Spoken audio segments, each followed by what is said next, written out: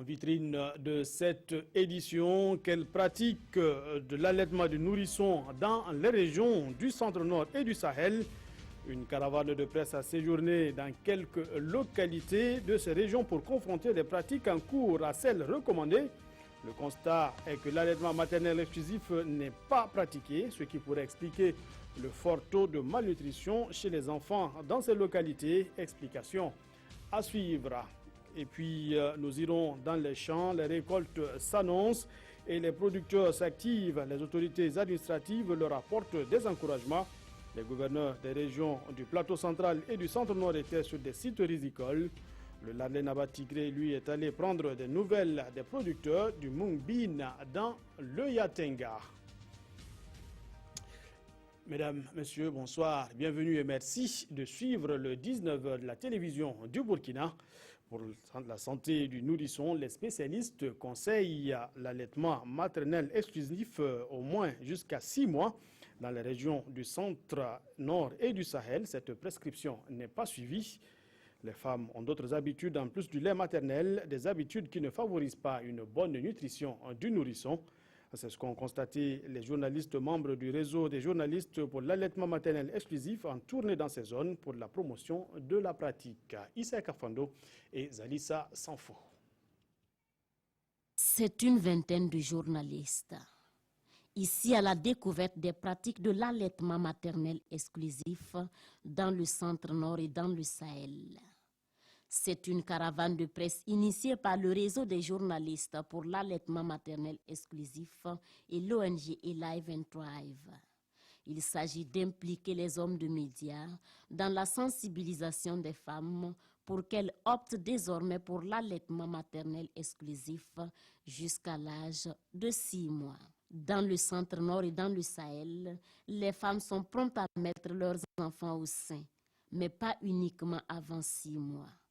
Eau, gavage et purge sont des habitudes dont elles ont du mal à se départir.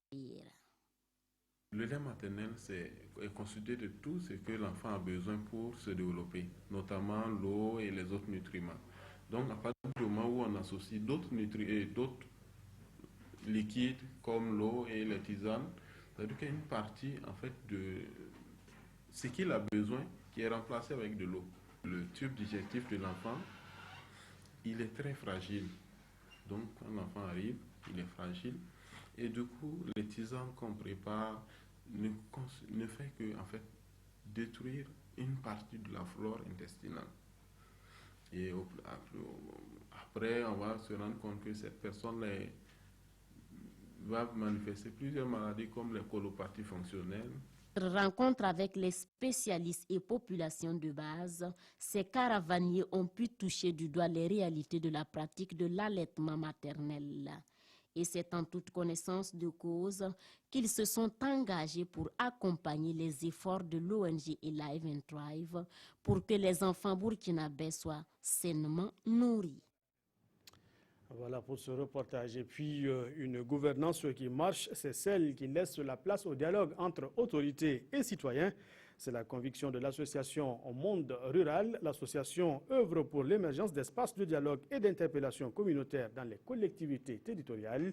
Une formation est même proposée aux autorités administratives et aux élus locaux sur le concept. Moussa Ouedraogo, Oumar Zombré. Les autorités administratives et élus locaux des régions du Nord, Centre-Nord et de l'Est sont ici en atelier d'immersion. Objectif, mieux se familiariser avec le périmètre afin de mieux rendre compte de leur gestion à travers l'instauration d'un espace de dialogue et d'interpellation communautaire. Nous avons pensé dans le cadre du périmètre qu'il serait intéressant d'outiller les responsables concernés au niveau régional que sont les gouverneurs, les directeurs régionaux des secteurs concernés qui sont l'éducation, la santé et l'agriculture et de pouvoir s'imprégner de l'outil que nous avons mis en œuvre qui est l'espace de dialogue et d'interpellation communautaire afin de pouvoir se prêter à l'exercice dans leurs régions respectives. Pour Simon Compaoré, ministre en charge de l'administration territoriale, de la décentralisation et de la sécurité intérieure, la culture de la redevabilité est une nécessité et doit s'imposer comme une habitude pour tous les dirigeants. La culture de redevabilité veut que sur les engagements que vous avez pris, que vous rendiez compte. Voilà. C'est ça qui est de nature à consolider la confiance entre vous et les citoyens. Cet atelier de formation est organisé par l'association Monde Rural, une association qui bénéficie du soutien financier de l'ONG Diaconia. Et on ouvre à présent une page agricole dans cette édition. C'est bientôt les récoltes dans le bas-fond risicole de Surgoubila. Dans le plateau central, près de 400 producteurs travaillent sur le périmètre avec l'appui du projet Riz Pluvial.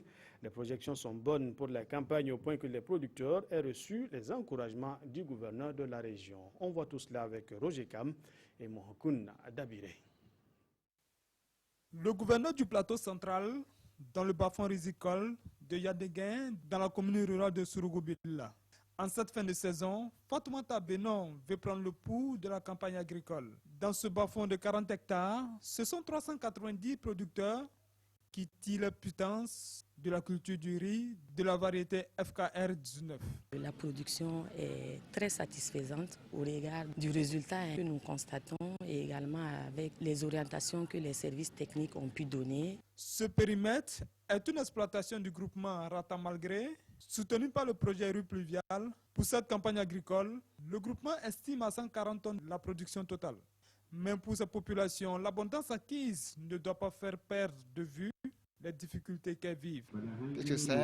C'est un travail qui a été financé par Chine-Taïwan. Donc ils ont des principes à suivre. Cette année, ça a causé beaucoup de problèmes. L'engrais n'est pas venu si tôt. Ensuite, nous, on peut dire qu'il y a l'insuffisance des matériels. À ces préoccupations, le gouverneur Fatoumata Benon promet l'accompagnement du gouvernement et des services techniques déconcentrés.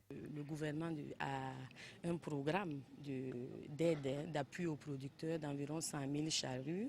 Et dans le cadre de ce programme-là, ces producteurs-là seront inscrits. Nous avons quand même des débuts de solutions et nous les avons communiqués aux populations qui ont été très réceptives. Plus tôt, le gouverneur a fait une halte dans le champ exploité par le groupement des femmes Nasugi Marekba. Fatoumata Benon a encouragé les productrices et les a témoigné de son soutien. Et l'exercice a été le même pour le gouverneur de la région du Centre-Nord. Cette fois, c'est un producteur modèle qui a reçu la visite de la délégation. Son expérience, il la partage avec d'autres producteurs de la région. En plus de techniques agricoles qui lui sont prodiguées par les techniciens de l'agriculture, il en développe d'autres lui-même. Et visiblement, en sa marche, nous disent Oscar Soulama et Nathalie Sawadogo Nabaloum. Sawadogo Marou, ici présenté avec ses 4 épouses, est l'un des meilleurs agriculteurs de Nessemtenga dans la commune rurale de Bousma. Il a utilisé une technologie dénommée bassin de captation de l'eau de ruissellement pour irriguer son bas-fond risicole de 4 hectares. C'est une technologie que nous vulgarisons surtout, que nous sommes dans les zones arides du pays, pour permettre aux producteurs de faire face au manque d'eau en cas de sécheresse. Nous nous réjouissons de ce que nous avions constaté parce qu'il a une bonne physionomie des cultures qui nous a été présentée, mais également l'abnégation et son ardeur au travail qui a pu vraiment parvenir à ce résultat. Depuis 18 ans, Sawadogo Marou expérimente cette technologie. Et ce bassin, il l'a réalisé avec ses 4 femmes. Une réalisation qui lui rapporte assez pour subvenir aux besoins de sa famille. J'ai utilisé une machine pour creuser le bassin et avec ma famille, on a empilé les pierres les unes sur les autres. En plus du bas-fond risicole, la famille Sawadogo a pu réaliser un jardin potager. Et ce ne sont pas les difficultés qui en manquent. Ici, l'eau est puisée de façon manuelle à l'aide de seaux et d'arrosoirs. La principale doléance de Sawadogo est d'acquérir une motopompe pour pouvoir agrandir son champ. Séance tenante, la directrice régionale de l'agriculture lui a expliqué la démarche à suivre pour l'acquisition de cette motopompe. Il a en outre reçu du soutien. L'exemple de Sawadogo est considéré ici comme modèle à dupliquer auprès des autres producteurs afin de vaincre la faim au Burkina Faso. Et agriculture toujours, et le Larlé Naba Tigré qui retourne sur ses pas pour constater les résultats de sa campagne de vulgarisation du Mung Bean, également appelé soja vert. Le prêche a porté fruit dans la région du Nord, puisque Yatenga, de nombreux producteurs se sont essayés à la production de cette spéculation aux vertus diverses. Sidiki Belem est l'un de ces producteurs qui espère une bonne récolte. Irénée Kaboré et Beleman Herman Towe étaient de la tournée. Une superficie de 2 hectares entièrement emblavée en Mounbin. Nous sommes ici, dans le champ de Sidiki Belem, l'un des producteurs de cette nouvelle variété de haricots, encore appelé soja vert. Pour cette première expérience, l'homme se réjouit de ses résultats. Pour nous, le plaisir surtout, c'est d'avoir été utile aux femmes du village qui ont travaillé avec nous. Il y avait des élèves aussi qui ont travaillé avec nous. Des cultures comme ça peuvent permettre de relayer un temps soit peu ces déficits-là. Parce que vous voyez, vous pouvez observer vous-même, l'haricot traditionnel à côté du Mung Bean, le Mung Bean résiste plus que l'haricot traditionnel à la sécheresse. Quoi de plus normal pour le promoteur d'encourager les producteurs de cette nouvelle variété qui, selon lui, s'adapte le mieux au changement climatique. Nous sommes heureux de voir qu'il a suivi les techniques que nous lui avons préconisées.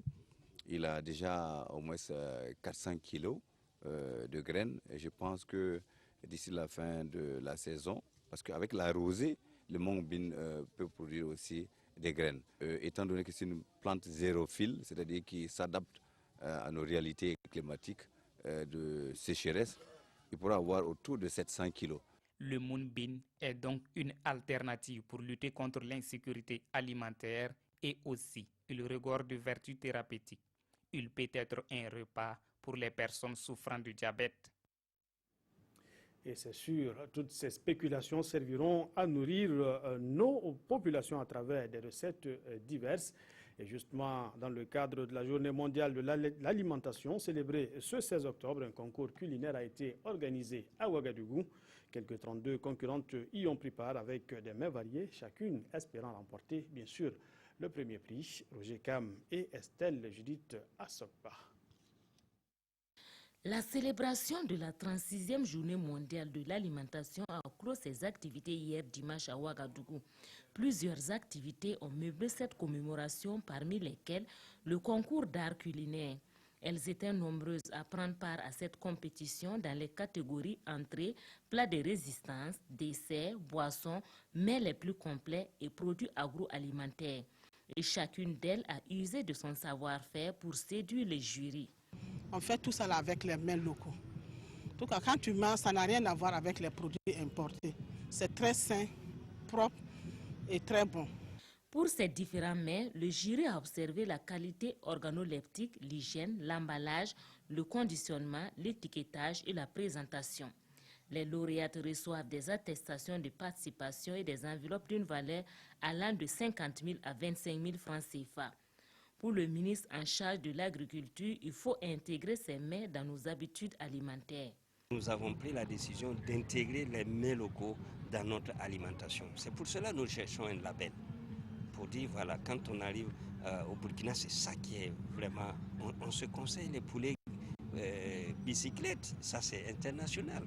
Donc c'est faire en sorte que ce ne soit pas les poulets bicyclettes qui soient un label, mais que tous nos mets puissent avoir quelque chose qui attire les étrangers et nous-mêmes. Les lauréates sollicitent le soutien du gouvernement pour promouvoir ces mets aussi bien au Burkina qu'au-delà de nos frontières.